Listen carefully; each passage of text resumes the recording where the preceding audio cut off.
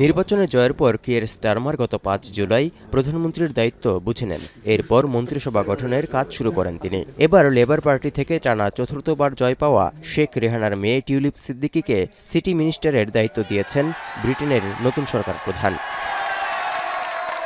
Conservative সরকারের অধীনে এইচএসবির সাবেক ব্যাংকার বিম আফুল আমির স্থলাভিষিক্ত হবেন বঙ্গবন্ধুর নাতনি। সিটি মিনিস্টারের পদটি যুক্তরাজ্য সরকারের মধ্যস্তরের মন্ত্রীপদ, যার দায়িত্বে রয়েছে ব্রিটিশ সরকারের আর্থিক পরিষেবা খাত।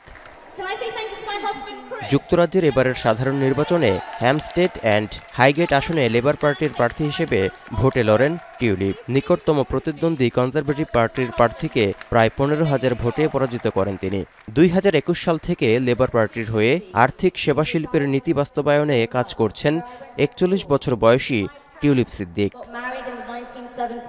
শুধু টিউলিপই নয়, ব্রিটেনের নতুন সরকারের দায়িত্ব পেয়েছেন বাংলাদেশি বংশোদ্ভূত আরেক এমপি রুশনারা আলীও।